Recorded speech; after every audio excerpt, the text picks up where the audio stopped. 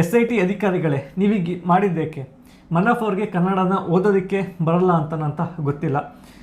ನಿಮ್ಮ ಮೇಲೆ ಸಾಕಷ್ಟು ಆರೋಪಗಳಿತ್ತು ಹೋರಾಟಗಾರರ ಕಡೆಯಿಂದ. ಆದರೆ ನನ್ನ ಕಡೆಯಿಂದ ನಿಮ್ಮ ಮೇಲೆ ಒಂದು ಆರೋಪನೂ ಕೂಡ ಇರಲಿಲ್ಲ, ನಿಮ್ಮ ಮೇಲಾಗಲಿ ಅಥವಾ ನಿಮ್ಮ ತನಿಖೆಯ ಮೇಲಾಗಲಿ. ಧರ್ಮಸ್ಥಳದವರು ನಾವು ಸಂತ್ರಸ್ತರು ಅಂತ ಹೇಳ್ಕೊಂಡು ಎಂಟ್ರ್ ಆಗೋದಕ್ಕೂ ನೀವುಗಳು ಈಗ ಮಾಡಿರೋದಕ್ಕೂ ಗೊತ್ತಾಗ್ತಾ ಇಲ್ಲ ಏನು ಅಂತ. ಎಸ್ ವೀಕ್ಷಕರೇ, ಯುನೈಟೆಡ್ ಮೀಡಿಯಾದ ಮತ್ತೊಂದು ಹೊಸ ವಿಡಿಯೋಗೆ ಎಲ್ಲರಿಗೂ ಸ್ವಾಗತ. ಇವತ್ತು ನಾನು ಬಂದು ಕೇರಳದ ಕೋಯಿಕೋಡ್ನಲ್ಲಿದ್ದೀನಿ, ಅಂದರೆ ಕ್ಯಾಲಿಕಟ್ನಲ್ಲಿ. ಇವತ್ತು ನನ್ನ ಜೊತೆಗಿದ್ದಾರೆ ಕೇರಳದ ಅರ್ಜುನ್ ಮಾಲೀಕರು ಅಥವಾ ಯೂಟ್ಯೂಬರ್ ಮನಾಫ್. ಮೊದಲನೇದಾಗಿ ನಮ್ಮ ಚಾನಲ್ಗೆ ಸ್ವಾಗತ. ನಮಸ್ಕಾರ ವೀಕ್ಷಕರೇ, ಮನಾಫ್ ಅವರು ಧರ್ಮಸ್ಥಳದ ಪ್ರಕರಣಕ್ಕೆ ಎಂಟರ್ ಆದ ತಕ್ಷಣ ಸಾಕಷ್ಟು ಮಾತುಗಳು ಕೇಳಿ ಬಂದು, ಅಂದರೆ ಅವರ ಮೇಲೆ ಮತ್ತು ಈ ಹೋರಾಟದ ಮೇಲೆ ಆರೋಪಗಳು ಕೇಳಿ ಬಂದವು. ಕೇರಳದಿಂದ, ಅದರಲ್ಲೂ ಒಬ್ಬರು ಮುಸ್ಲಿಮ್ಸ್ ಆಗಿ ನಮ್ಮ ಕರ್ನಾಟಕದಲ್ಲಿರುವಂಥ ಒಂದು ಧರ್ಮಸ್ಥಳದ ಬಗ್ಗೆ ಮಾತನಾಡ್ತಾ ಇದ್ದಾರೆ ಅಂತ. ಸೊ ಈಗ ಅವರು ಏನು ಮಾತನಾಡಿದರೆ, ಅವರು ಒಂದರಲ್ಲೂ ಕೂಡ ಯಾರ ಮೇಲೂ ಕೂಡ ಆರೋಪವನ್ನು ಮಾಡಿಲ್ಲ. ಏನು ಘಟನೆ ನಡೆದಿದೆ ಅದರ ಬಗ್ಗೆ ಆರೋಪವನ್ನು ಮಾಡಿದ್ದಾರೆ. ಸೊ ಈಗ ಕೇರಳದಲ್ಲಿ ಇಟ್ಕೊಂಡು ಯಾಕೆ ಮಾತನಾಡಬೇಕು ಅಂತ ಕೇಳ್ತಾ ಇದ್ದೀರಾ. ಸೊ ಇವರಂತಲ್ಲ, ಸೊ ಇವರ ತಂದೆಯವ್ರ ಬಗ್ಗೆ ಮೊದಲನೇದಾಗಿ ನಾನು ಹೇಳಬೇಕಾಗುತ್ತೆ. ಅವರು ಕೂಡ ಕನ್ನಡದವರೇ, ಸೊ ಇವರು ಕೂಡ ಕನ್ನಡದವರೇ. ಸೊ ಕರ್ನಾಟಕದಲ್ಲಿ ಒಂದು ಒಳ್ಳೆ ಹೆಸರನ್ನು ಗಳಿಸಿದಂಥ ಒಬ್ಬರು ವ್ಯಕ್ತಿ ಇವರು ತಂದೆಯವರು. ನೀವೇನಾದರೂ ಶಿವಮೊಗ್ಗ ಅಥವಾ ಸಾಗರ ಭಾಗದಲ್ಲಿ ಇದ್ದೀರಾ ಅಂದರೆ ಸೊ ಇವ್ರ ತಂದೆಯವ್ರ ಬಗ್ಗೆ ಗೊತ್ತಿರುತ್ತೆ. ಸೊ ನಾನು ಹಿಂದೆ ಅತಿ ಹೆಚ್ಚು ಹೇಳುವಂಥ ಅವಶ್ಯಕತೆ ಇಲ್ಲ. ಈಗ ಧರ್ಮಸ್ಥಳದ ಪ್ರಕರಣದ ಆರಂಭದಲ್ಲಿ ನಮ್ಮ ಸ್ಯಾಟಲೈಟ್ ಮಾಧ್ಯಮಗಳು ಯಾವಾಗ ಇದ್ರ ಬಗ್ಗೆ ಸುದ್ದಿಯನ್ನು ಮಾಡಲಿಲ್ಲ, ಬಂದು ಸ್ಪೇ ರೀತಿಯಲ್ಲಿ ಕೆಲಸವನ್ನು ಮಾಡಿದರು. ಸೊ ಆಗ ಇವ್ರಿಗೆ ಒಂದೇ ಮಾತನ್ನು ಹೇಳಿದ್ದು, ಮನಾಫಣ್ಣ, ಹೀಗೆ ನಾನು ನಿಮ್ಮ ಎಫರ್ಟನ್ನು ನೋಡಿದ್ದೀನಿ. ಯಾವಾಗ ಈಗ ಅಂಕೋಲ ಶಿರೂರು ಗುಡ್ಡ ಕುಸಿದಂಥ ಒಂದು ಟೈಮ್ನಲ್ಲಿ, ಸೊ ನಿಮ್ಮ ಒಂದು ಎಫರ್ಟು ಅಥವಾ ನಿಮ್ಮ ಒಂದು ಈ ಒಂದು ಮೀಡಿಯಾ ಒಂದು ಸಪೋರ್ಟ್ ಅನ್ನೋದಕ್ಕಿಂತ ಫೈಟು ಧರ್ಮಸ್ಥಳ ಪ್ರಕರಣದಲ್ಲಿ ಬೇಕು, ಇದು ಸುದ್ದಿ ಆಗ್ತಾ ಇಲ್ಲ ಅಂತ ಹೇಳಿದಾಗ ತಕ್ಷಣವೇ ಬಂದು ಇವರು ಏನು ಘಟನೆ ಏನಿದೆ ಅದನ್ನು ಮಾತ್ರ ಇವರು ರಿಪೋರ್ಟ್ನ ಮಾಡಿದಂಥವ್ರು. ಆ ಟೈಮಲ್ಲಿ ಏನು ನಿಜ ಇತ್ತು ಆ ನಿಜ ನನಗೂ ಕನ್ಫರ್ಮ್ ಆಯಿತು. ಆವಾಗ ನಾನು ಈ ವಿಷಯದಲ್ಲಿ ಹೇಳಿದ್ದೀನಿ. Yes, okay. ಅದಾದ ನಂತರ SIT ತನಿಖೆಗೆ ಬಂದರು ವೀಕ್ಷಕರೇ. ಸೊ ಈಗ ಇಲ್ಲಿರೋದು ಮೇನ್ ಪಾಯಿಂಟ್ ಬಂದು, SIT ತನಿಖೆಯಲ್ಲಿ ಇವರು ಏನಂತ ಸ್ಟೇಟ್ಮೆಂಟ್ ಕೊಟ್ಟಿದ್ದಾರೆ ಅಂತ ಇಲ್ಲಿ ಏನು ರಿಪೋರ್ಟಲ್ಲಿ SIT ಅವ್ರು ಕೊಟ್ಟಿರುವಂಥ ರಿಪೋರ್ಟ್ನಲ್ಲಿ ಇದೆ ಅಂದರೆ, ಧರ್ಮಸ್ಥಳಕ್ಕೆ ಕೆಟ್ಟ ಹೆಸರು ಬರಬೇಕು, ಇದು ಕೇರಳದಲ್ಲಿ ಪ್ರಚಾರ ಆಗಬೇಕು, ಧರ್ಮಸ್ಥಳದಲ್ಲಿ ನಡೆದಿರುವ ರೇಪ್ ಮತ್ತು ಕೊಲೆ ಪ್ರಕರಣಗಳಿಗೆ ವೀರೇಂದ್ರ ಹೆಗಡೆ ಮತ್ತು ಹರ್ಷೇಂದ್ರ ಹೆಗಡೆ ಕಾರಣ ಎಂದು ಬಿಂಬಿಸುವ ಉದ್ದೇಶದಿಂದಲೇ ಜಯಂತ್ ಟಿ ಅವರು ಸುಳ್ಳು ಮಾಹಿತಿಯನ್ನು ನೀಡಿ ದುರುದ್ದೇಶದಿಂದ ನನ್ನಿಂದ ಪ್ರಚಾರ ಮಾಡಿಸಿರುತ್ತಾರೆ ಎಂದು ನನಗೆ ಈಗ ತಿಳಿಯಿತು. ಸೌಜನ್ಯ ಮತ್ತು ಧರ್ಮಸ್ಥಳ ವಿಚಾರದಲ್ಲಿ ಯೂಟ್ಯೂಬರ್ ಅಭಿಷೇಕ್ ಹಾಗೂ ಜಯಂತ್ ಹೇಳಿದಂತೆ ವಿಡಿಯೋಗಳನ್ನು ನನ್ನ ಮೊಬೈಲ್ನಲ್ಲಿಯೇ ಮಾಡಿದ್ದು. ಈಗ ಈ ತನಿಖೆಯ ಬಗ್ಗೆ ಆ ಮೊಬೈಲ್ ನಾನು ತನಿಖಾಧಿಕಾರಿಯವರ ಮುಂದೆ ಒಪ್ಪಿಸಿರುತ್ತೇನೆ. ಮತ್ತು ಓದಿ ಹೇಳಿದ್ದನ್ನು ಕೇಳಲಾಗಿ ನಾನು ಹೇಳಿದಂತೆ ಸರಿ ಇರುತ್ತದೆ. ಮನಫಣ್ಣ, ಈಗ ನಿಮಗೆ ಕೇಳ್ತೀನಿ. ಈಗ ನಾನೀಗ ಹೇಳಿದ್ನಲ್ಲ, ಈ ಸ್ಟೇಟ್ಮೆಂಟನ್ನು ನೀವು ಕೊಟ್ಟಿದ್ದೀರ? ನಾನು ಕೊಟ್ಟಿಲ್ಲ. ನಾನು ಈ ವಿಷಯದಲ್ಲಿ 100% ಇದು ತಪ್ಪಾಗಿ ಅವರೇ ಮಾಡಿದ್ದು. ಇದು ನಾವು ಕೊಟ್ಟಿದ್ದು ಸ್ಟೇಟ್ಮೆಂಟ್ ಬೇರೆ. ಮತ್ತೊಂದು ವಿಷಯ ಏನಂದ್ರೆ, ಇದು ನನ್ನ ಸಿಗ್ನೇಚರ್ ಏನೂ ಇಲ್ಲ. ಅಲ್ಲ, ಇಲ್ಲಿ ಇದು ಒಂದು ಆಫೀಸರ್ ಒಂದು ಆಫೀಸರ್ ಯಾವುದೋ ಒಂದು ಆಫೀಸರ್ ಸಿಗ್ನೇಚರ್ ಮಾಡಿದ್ದಾರೆ. ಈ ವಿಷಯನ 100% ತಪ್ಪಾಗಿ ಅವರು ಮಾಡಿದ್ದಾರೆ. ಈ ವಿಷಯದಲ್ಲಿ ಏನಾಗುತ್ತೆ ಅಂದರೆ, ನಮ್ಮನ್ನು ಸಿಕ್ಕಾಸ್ಕೊಳ್ಬೇಕಲ್ಲ, ನಾವು ಇದರಲ್ಲಿ ಆರೋಪಿ ಆಗಬೇಕು. ಈಗ ನಾವು ಇರೋದು ಏನಂದರೆ ಸಾಕ್ಷಿ ಇದ್ವಿ. ಸಾಕ್ಷಿಗೆ ಆರೋಪಿ ಮಾಡಲಿಕ್ಕೆ ಒಂದು ಪ್ರೀಪೇಯ್ಡ್ ಪ್ಲ್ಯಾನಿಂಗಲ್ಲಿ ಒಂದು ಒಳ್ಳೆ ಒಂದು ಸ್ಕ್ರಿಪ್ಟ್ ಇದು ನಡೀತಾ ಇರೋದು. ನಿಮ್ಮದು ವಿಡಿಯೋ ಸ್ಟೇಟ್ಮೆಂಟ್ ಆಗಿಲ್ವಾ? ಅಂದರೆ ಸಾಕ್ಷಿಗಳದ್ದು ವಿಡಿಯೋ ಮಾಡ್ತಾರೆ, ಅದು ನಿಮ್ದು ಆಯ್ತಾ? SIT ನನಗೆ ನಂದು ವಿಡಿಯೋ ಸ್ಟೇಟ್ಮೆಂಟ್ ಆಗಿದೆ. ಆದರೆ ಈ ವಿಡಿಯೋ ಸ್ಟೇಟ್ಮೆಂಟಲ್ಲಿ ಹಿಂಗೆ ಏನು ಹೇಳಿಲ್ಲ, ಏನು ಬರೆದಿಲ್ಲ. ನಾನು ಇದು ಎಲ್ಲಿಂದ ಬಂತು ಅಂತೇಳಿ ನನಗೆ ಗೊತ್ತೇ ಇಲ್ಲ. ಇದು ಈಗ ಯಾಕೆಂದರೆ ಈ ವಿಡಿಯೋ ನಮಗೆ ಇಂಪಾರ್ಟೆಂಟ್. ಯಾಕೆಂದರೆ ಫ್ಯೂಚರಲ್ಲಿ ಇದೇ ವಿಷಯನ ಕೋರ್ಟಲ್ಲಿ ಬರುತ್ತೆ. ಆ ಕೋರ್ಟಲ್ಲಿ ಬರೋ ಟೈಮಲ್ಲಿ ಈ ವಿಡಿಯೋ ಒಂದು ಎವಿಡೆನ್ಸ್ ಆಗಿರಲಿ. ಯಾಕೆಂದರೆ ಈ ವಿಷಯನ ಜನಗಳು ತಿಳಿಸ್ಬೇಕು, ಹೆಂಗೆ ಮ್ಯಾನಿಪುಲೇಟ್ ಮಾಡ್ತಾರೆ ಇವರು ಅಂತೇಳಿ ಗೊತ್ತಾಗಬೇಕು. ನಾನು ಹೇಳೇ ಇಲ್ಲ ಇಂಥ ವಿಷಯಗಳನ್ನು. ನಾನು ಹೇಳಿದ್ದು ಏನಂದರೆ, ಅಭಿಷೇಕ್ ನಮಗೆ ಕರೆದಿದ್ದಾರೆ ಈ ವಿಷಯನ. ಅಭಿಷೇಕ್ ಕರೆಯೋದಕ್ಕಿಂತ ಮುಂಚೆ, ವರ್ಷಗಳಕ್ಕೂ ಮುಂಚೆ ನನಗೆ ಗೊತ್ತಿದೆ. ನಾವು ಏನು ಬೆಳ್ತಂಗಡಿಯಲ್ಲಿ ಹೊಸದಲ್ಲ, ನಾವು ಬೆಳ್ತಂಗಡಿಯಲ್ಲಿ ಟಿಂಬರ್ ಬಿಸ್ನೆಸ್ ಮಾಡ್ತಾ ಇದ್ರು, ಗೊತ್ತಿದೆ ಈ ವಿಷಯಗಳೆಲ್ಲ. ಆದರೆ ಡೀಟೇಲ್ ಆಗಿ ನಿಮ್ಮ ಕೈಯಿಂದ ಗೊತ್ತಾಗಿದೆ ಅಷ್ಟೇ. ಈ ವಿಷಯದಲ್ಲಿ ನಾನು ಹೋಗಿ ನಿಮ್ಮ ಜೊತೆಗೆ ನಿಂತು ಅಲ್ಲಿರುವ ಸುಮಾರು ಜನಕ್ಕೆ ಏನೇನು ಅನ್ಯಾಯ ಆಗಿದೆ ಅದು ನಮಗೆ ನಮ್ಮ ನೋಡಿ ಅದರಲ್ಲಿ ಸ್ಯಾಟಿಸ್ಫೈಡ್ ಆಗಿ ಈ ವಿಷಯದಲ್ಲಿ ಇಳಿದೀವಿ ಅಷ್ಟೇ. ಮತ್ತು ಎಲ್ಲರೂ ಹೋರಾಟ ಮಾಡ್ತಾ ಇರೋದು ನ್ಯಾಯ ಸಿಗಬೇಕು, ಯಾರ್ಯಾರಿಗೆ ಅನ್ಯಾಯ ಆಗಿದೆ ಅವರಿಗೆ ನ್ಯಾಯ ಸಿಗಬೇಕು ಅಂತೇಳಿ ಇಳಿದಿದ್ದು. ಇದರಲ್ಲಿ ಎಲ್ಲಿ ಹಿಂದೂ ಮುಸ್ಲಿಂ ಏನಿಲ್ಲ. ಆಮೇಲೆ ದೇವಸ್ಥಾನವೂ ಇಲ್ಲ. ದೇವಸ್ಥಾನದಿಂದ ಸುಮಾರು ದೂರ ಒಂದು ಕಾಡಲ್ಲಿ ನಡೆದಿದ್ದ ಘಟನೆ ಅಷ್ಟೇ ಇದು. ಆದರೆ ಏನು ಮಾಡ್ತಾ ಇದೆ, ಶೀಲ್ಡ್ ಆಗಿ ಯೂಟಿಲೈಸ್ ಮಾಡ್ತಾ ಇದೆ ದೇವಸ್ಥಾನಕ್ಕೆ. ಆ್ಯಕ್ಚುಲಿ ದೇವಸ್ಥಾನವೂ ಈ ನಡೆದಿದ್ದ ವಿಷಯಕ್ಕೂ ಏನು ಸಂಬಂಧ ಇಲ್ಲ. ದೇವಸ್ಥಾನ ಒಳಗಡೆ ನಡೆದಿದ್ರೆ ಹೇಳ್ಬೋದು, ದೇವಸ್ಥಾನ ಹೊರಗಡೆ ಕಿಲೋಮೀಟರ್ ಒಳಗಡೆ ಆಚೆ ಕಡೆ ನಡೆದಿದ್ದ ವಿಷಯ.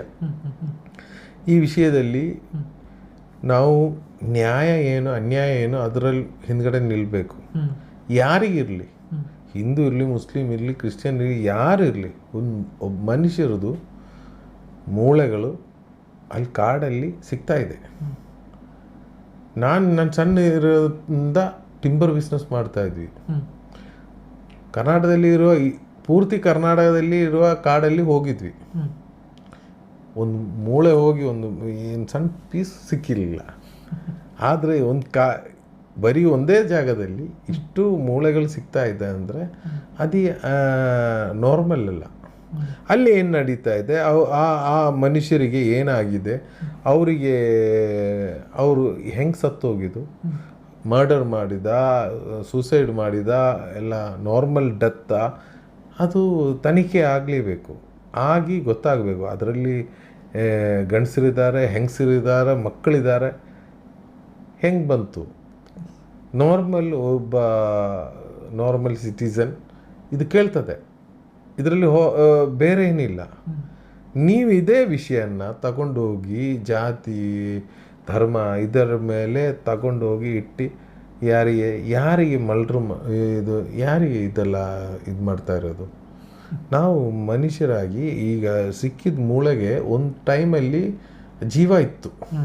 ಒಂದು ಮನುಷ್ಯ, ಆ ಮನುಷ್ಯನಿಗೆ ಫ್ಯಾಮ್ಲಿ ಇರ್ಬೋದು, ಮಕ್ಕಳಿರ್ಬೋದು, ಎಲ್ಲರೂ ಇರ್ಬೋದು. ಜೀವ ಇದ್ದಿದ್ದ ಟೈಮಲ್ಲಿ ಆ ಮನುಷ್ಯ ಹೆಂಗೆ ತೀರ್ಕೊಂಡು ಹೋಗಿದೆ ಅಂತೇಳಿ ನಾರ್ಮಲಾಗಿ ಗೊತ್ತಾಗಬೇಕು. ಈ ವಿಷಯದಲ್ಲಿ ಈಗ SIT ವಿಷಯದಲ್ಲಿ SIT ಮುಂಚೆ ಒಂದು ನಂಬರ್ ಇಶ್ಯೂ ಮಾಡಿದರು. ಯಾರ್ಯಾರಿಗೆ ಕಂಪ್ಲೇಂಟ್ ಇದೆ ಅವರಿಗೆ ಕಂಪ್ಲೇಂಟ್ ಕೊಡಲಿಕ್ಕೆ. ಆ ಕಂಪ್ಲೇಂಟ್ ಕೊಡಲಿಕ್ಕೆ ಸುಮಾರು ಜನ ಕಂಪ್ಲೇಂಟ್ ಕೊಟ್ಟಿದ್ದರು. ಆ ಕಂಪ್ಲೇಂಟ್ ಏನಾಯಿತು, ನನಗೆ ಗೊತ್ತಿದ್ದು ಅವನು ಕಂಪ್ಲೇಂಟ್ ಕೊಟ್ಟಿದ್ದ. ಅವನಿಗೆ ಏನು ಹೇಳಿದ್ದು, ನಿನ್ನ ವಿಷಯ ತನಿಖೆ ಮಾಡೋಕ್ಕಾಗಲ್ಲ ಅಂತೇಳಿ ಹೇಳಿದ್ದು. ಎಷ್ಟು ಜನ ಕೊಟ್ಟಿದ್ರು, ಯಾವುದಾದ್ರೂ ಒಂದಾದರೂ ವಿಷಯ ಇವರು ತಗೊಂಡಿದ್ದಾರಾ? ಇಲ್ಲ. ಇದು ವಿಷಯ ಏನಂದರೆ ಧರ್ಮಸ್ಥಳ ವಿಷಯದಲ್ಲಿ ನಾನು ಸ್ವಲ್ಪ ಹಿಂದ್ಗಡೆ ಆಗಿಬಿಟ್ಟಿದ್ವಿ. ಯಾಕೆಂದರೆ ನಮ್ಮ ಒಂದು ವಿಷಯದಲ್ಲಿ ಗೆಲ್ಲೋದು, ನ್ಯಾಯ ಸಿಗೋದು ಎಲ್ಲೋ ಇದೆ, ಹತ್ರ ಇಲ್ಲ, ಹಂಗಾಗ್ಬಿಟ್ಟಿದೆ.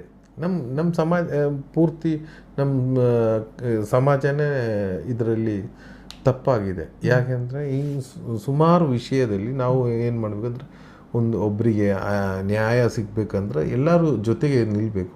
ಆದರೆ ಏನು ಮಾಡ್ತಾರೆ, ಮ್ಯಾನಿಪ್ಯುಲೇಟ್ ಮಾಡಿ ಯಾರು ಈ ವಿಷಯಗಳು ತಗೊಂಡು ಬಂದಿದ್ದು ಅವರನ್ನೇ ಆರೋಪಿ ಮಾಡಿಬಿಡ್ತಾರೆ.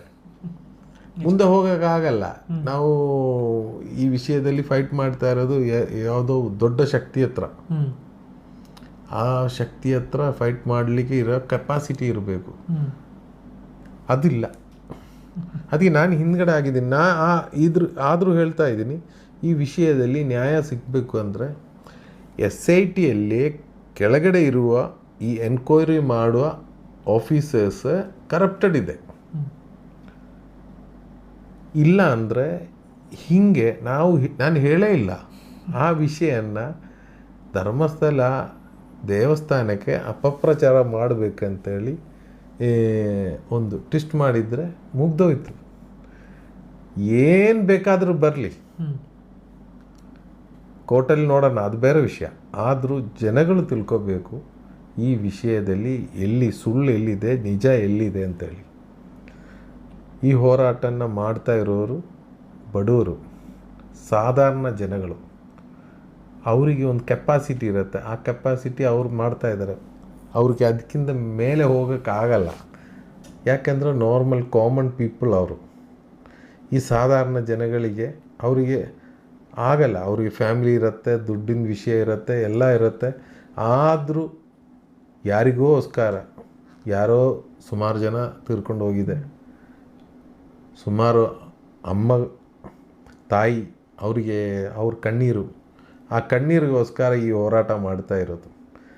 ಸ್ವಂತ ಜೀವ ಅದೆಲ್ಲ ಹೆದರಿಕೆ ಇಲ್ಲ, ಅದೆಲ್ಲ ಬಿಟ್ಟು ಹೋರಾಟ ಮಾಡೋ ಟೈಮಲ್ಲಿ ದಯವಿಟ್ಟು ಕರ್ನಾಟಕದಲ್ಲಿರೋ ಮತ್ತು ಪೂರ್ತಿ ಇಂಡಿಯಾದಲ್ಲಿರೋರಿಗೆ ರಿಕ್ವೆಸ್ಟ್ ಮಾಡ್ತಾಯಿದ್ದೀನಿ, ಜೊತೆಗೆ ನಿಲ್ಲಬೇಕು. ನಿಂತು ಇದಕ್ಕೆ ನ್ಯಾಯ ಒಂದು ಇವತ್ತೆಲ್ಲ ಅಂದರೆ ಮತ್ತೊಂದು ದಿನ ಸಿಗತ್ತೆ. ಈ ಹೋರಾಟ ನಡೀಬೇಕು. ಆದರೆ ಈ ಹೋರಾಟದಲ್ಲಿ ನಿಂತಿದ್ದವರು, ಈ ವಿಷಯನ ಹೊರಗಡೆ ತಗೊಂಡು ಬಂದಿದ್ದವರು ಇವತ್ತು ಓಡಿಸ್ತಾ ಇದೆ ಆ್ಯಕ್ಚುಲಿ. ಅದೊಂದು ಸಪೋರ್ಟು ಸಾಧಾರಣ ಜನಗಳಿಂದ ಸಿಗಬೇಕು ಇವರಿಗೆ. ಜೊತೆಗೆ ಅಮರಪ್ಪಣ್ಣ, ಈಗ ಶಿರೂರಲ್ಲೂ ಕೂಡ ಈಗ ಹೋರಾಟ ನಡೆದಿತ್ತು. ಇದೇ ರೀತಿಯ ಒಂದು ಪರಿಸ್ಥಿತಿ ಬಂದಿತ್ತು. ಈ ಕಡೆ ಲಾರಿ ನೀರೊಳಗಿದ್ರೂ ನೀರೊಳಗಿಲ್ಲ ಅಂತ ಒಂದು ಕಡೆ ನ್ಯೂಸ್ ಕ್ರಿಯೇಟ್ ಆಗಿತ್ತು. ಇನ್ನು ನಾವು ಅಂದರೆ ನೀವೆಲ್ಲ ಫೈಟ್ ಮಾಡ್ತಾ ಇದ್ದೀತಿ ಏನು ಅಂದರೆ ಲಾರಿ ಇನ್ನೂ ನೀರೊಳಗೆ ಇದೆ ಅಂತ.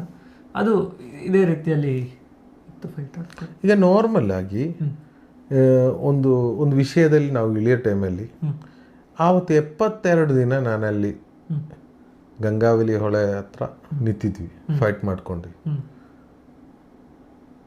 ಅಥಾರಿಟಿ ಹತ್ರ ಫೈಟ್ ಮಾಡ್ತಾ ಇದ್ವಿ. ಕಾಲಾವಸ್ಥೆ ಇದೆಲ್ಲ, ನಮ್ಮ ವೆದರು ಮಳೆ ಇತ್ತು, ಆಮೇಲೆ ಒಳ್ಳೆ ಬಿಸಿಲು ಬಂತು. 72 ದಿನ ಮಳೆ ಇರಲಿ ಬಿಸಿಲು ಇರಲಿ ಹೋರಾಟ ಮಾಡ್ತಾನೇ ಇದ್ದರು. ಆ ಟೈಮಲ್ಲಿ ಸುಮಾರು ಜನ ನಮ್ಮ ಹತ್ರ ಕೇಳಿದ್ರು, ಇಡೀ ಇಂಡಿಯಾದಲ್ಲಿರುವ ಎಲ್ಲ ಫೆಸಿಲಿಟಿ ನಿಮಗೆ ತಗೊಂಡು ಬಂದಿದ್ದೀವಿ. ಮಿಲಿಟ್ರಿ ಇತ್ತು, ನೇವಿ ಇತ್ತು, ಸೈಂಟಿಸ್ಟ್ ಇತ್ತು, ಏನೇನಿತ್ತು ಎಲ್ಲ ಎಕ್ವಿಪ್ಮೆಂಟ್ಸು ತೊಗೊಂಡು ಬಂದು 72 ದಿನ ಹೋರಾಟದಲ್ಲಿ ಎಷ್ಟು ದಿನ ಅಲ್ಲಿ ಹುಡುಕಿದ ಮೇಲೂ ಏನೂ ಸಿಕ್ತಿರಲಿಲ್ಲ, ಏನೂ ಸಿಕ್ಕಿಲ್ಲ. ಆವಾಗ ಜನಗಳು ಹೇಳ್ತಾ ಇದ್ರು, ನೀನು ಎಲ್ಲಿ ಅವನಿಗೆ ಸಾಯಿಸಿದ್ದು ಅಂತೇಳಿ, ಲಾರಿ ಇಲ್ಲಲ್ಲ, ಲಾರಿ ಎಲ್ಲಿ ತಗೊಂಡೋಗಿ ಇಟ್ಟಿದ್ದೀಯ ಅಂತೇಳಿ ಏನೂ ಎವಿಡೆನ್ಸ್ ಸಿಗ್ತಾ ಇರಲಿಲ್ಲ. ಆದ್ರೆ ನಾವು ನಮಗೆ ನಂಬಿಕೆ ಇದೆ. ಅದ್ರ ಜೊತೆಗೆ ಪಟ್ಟನು ಕಟ್ಟಿದ್ರು, ಮರಕಳ್ಳ ಅಂತ, ನಕ್ಸಲು ಎಲ್ಲ ಹೇಳಿದ್ರು, ಮರನ ಕದ್ದು ಸಾಗಿಸ್ತಾ ಇದ್ದೀರಾ, ಅದೇ ಎಲ್ಲ ಹೇಳ್ತಾ ಇದ್ರು. ನಿಮ್ಮಲ್ಲಿ ಕೇಸ್ ಕೂಡ ಆಗುವಂತ ಒಂದು ಪರಿಸ್ಥಿತಿ ಬಂದಿತ್ತು, ಏನಾದ್ರು ಗಂಧದ ಮರನು ಕೂಡ ಲಾರಿಯಲ್ಲಿತ್ತು. ಅದೇ ಈ ವಿಷಯಗಳೆಲ್ಲ ನಾವು ಏನು ಮಾಡಬೇಕಾಗತ್ತೆ, ಒಂದು ವಿಷಯದಲ್ಲಿ ಇಳಿದಿದ ಮೇಲೆ ಇದೆಲ್ಲ ಬರುತ್ತೆ. ಈ ಬರೋ ಟೈಮಲ್ಲಿ ನಮಗೆ ಒಂದು ನಂಬಿಕೆ ಇರಬೇಕು, ವಿ ಆರ್ ಇನ್ನಸೆಂಟ್. ಒಂದು ದಿನ ನಾವು ಯಾರು, ನಮ್ಮ ನಿಜ ಏನು ಅಂತೇಳಿ ಹೊರಗಡೆ ಬರುತ್ತೆ. 72 ದಿನದ ನಂತರ ಏನಾಗಿದೆ ಅಂತಾರೆ, ಸಿಂಪಲಾಗಿ ಯಾವ ಮೆಷಿನರಿ ಇಲ್ಲ. ಈ ಸ್ಕೂಬಾ ಡೈವರ್ಸ್ ಕೆಳಗಡೆ ಹೋಗೋ ಟೈಮಲ್ಲಿ ಲಾರಿ ಸಿಕ್ತು ಅಷ್ಟೇ. ದೇವರು ನಮಗೆ ಆ ಟೈಮ್ ಸಿಕ್ಕಿದ್ದು ಜಾಕಿ ಆ್ಯಕ್ಚುಲಿ ನಮ್ದಲ್ಲ, ನಾವು ಹೇಳಬೇಕಾಗಿತ್ತು. ಆ ಪರಿಸ್ಥಿತಿಯಲ್ಲಿ ಇದ್ವಿ, ಸುಳ್ಳು ಹೇಳಿದ್ದು ಮೀನ್ಸ್ ನಮ್ಮ ಜಾಕಿ ಅಲ್ಲ, ಯಾರ್ದೋ ಜಾಕಿ, ನಮ್ದೆ ಅಂತ ಮತ್ತೆ ಹೇಳಿಲ್ಲ ಅಂದರೆ ಬಿಟ್ಬಿಡ್ತಾರೆ ಇವರು. ಅದಕ್ಕೆ ಹೇಳಿದ್ದು. ಓಕೆ ಇರಲಿ, ನಾನು ಹೇಳ್ತಾ ಇರೋದು 72 ದಿನ ನನ್ನ ಮೆಂಟಲ್ ಟ್ರಾಮಾ ಹೆಂಗಿರ್ಬೋದು.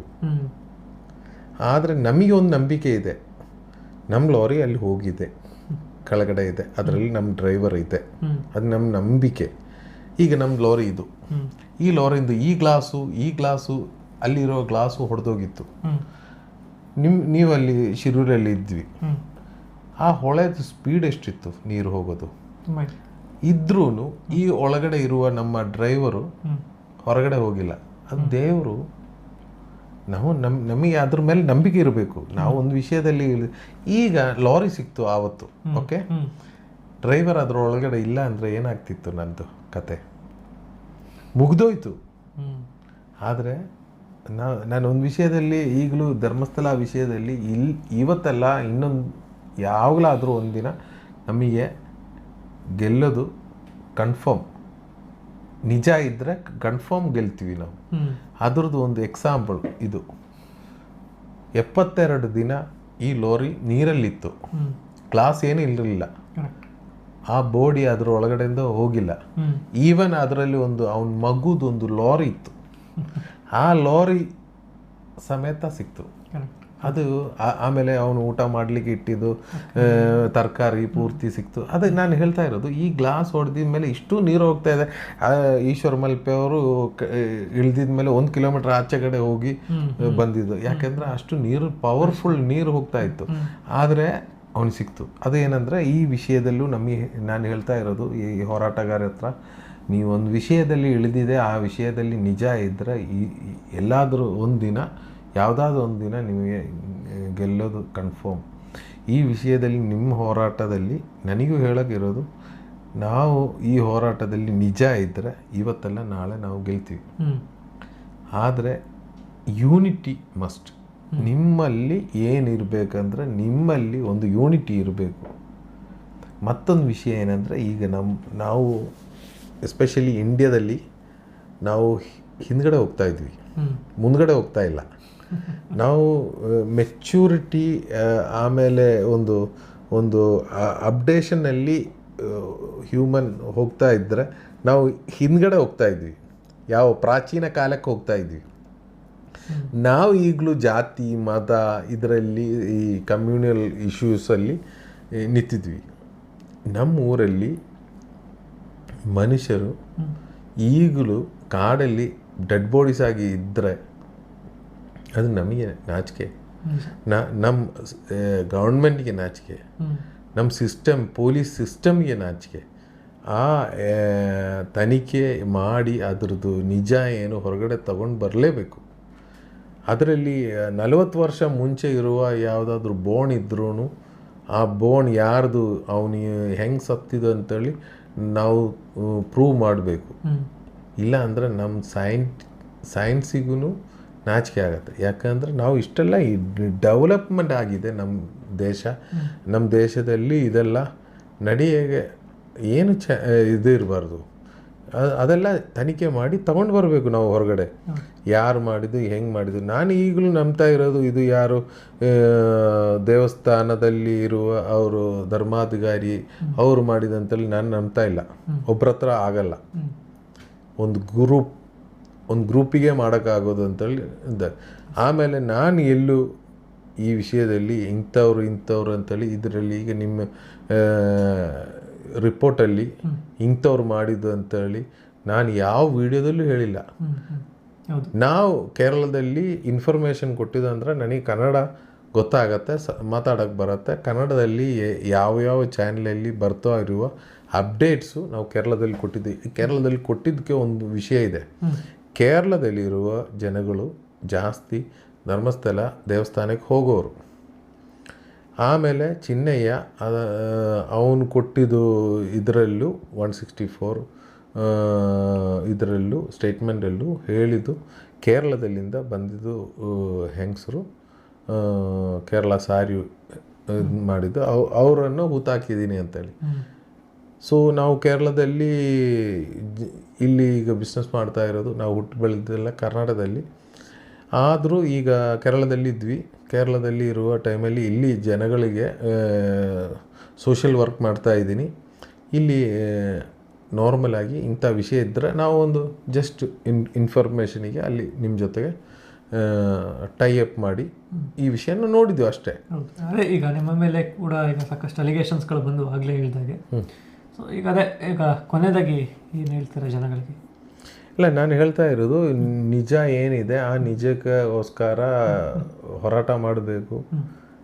ನಾವು ಎಷ್ಟು ದಿನ ಬದುಕೋದು ನಮಗೆ ಗೊತ್ತಿಲ್ಲ. ಬದುಕೋದು ಟೈಮ್ವರೆಗೂ ನಾವು ಒಂದು ಜೆಂಟಲ್ಮ್ಯಾನ್ ಆಗಿ ನಿಲ್ಲಬೇಕು. ಯಾವ ಹೋರಾಟ ಇರಲಿ ಸತ್ಯಕ್ಕೆ ನ್ಯಾಯಕ್ಕೋಸ್ಕರ ಹೋರಾಟ ಮಾಡಬೇಕು. ಅದರಲ್ಲಿ ಯಾವ ನೀರು ಸೇರಿಸಬಾರ್ದು. ಆ ಹೋರಾಟನ ಅದರಲ್ಲಿ ಈ ಜಾತಿ ತಗೊಂಡು ಬರಬಾರ್ದು. ಎಸ್ಪೆಷಲಿ ಈಗಲೂ ನಾವು 2026 ಈಗಲೂ ಜಾತಿ ಮತ ಇದರಲ್ಲೇ ಸಿಕ್ಕಾಸ್ಕೊಂಡು ಬಿಟ್ಟಿದ್ರೆ ಮತ್ತು ನಮಗೆ ಮುಂದೆ ಹೋಗೋಕ್ಕಾಗಲ್ಲ. ನಮ್ಮ ಜೊತೆಗೆ ಒಂದೇ ಟೈಮಲ್ಲಿ ಈ ಸ್ಟಾರ್ಟಿಂಗ್ ಮಾಡಿ ಇದು ಇಂಡಿಪೆಂಡೆಂಟ್ ಆಗಿದ್ದು ಚೈನಾ ಈಗ ಎಲ್ಲೋ ಇದೆ, ನಮ್ಗಿಂತ ನಂತರ ಇಂಡಿಪೆಂಡೆಂಟ್ ಆಗಿದ್ದು ಚೈನಾ ಎಲ್ಲೋ ಹೋಗಿಬಿಟ್ಟಿದೆ.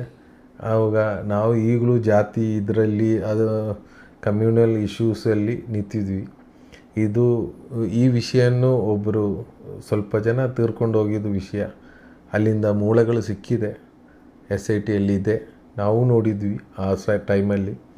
ನೀವು ಅಲ್ಲಿ ಅದನ್ನು ಕೂಡ ಗಮನಿಸಿದ್ರಿ, ನಾನು ಕೂಡ ಜೊತೆಲಿದ್ದೆ.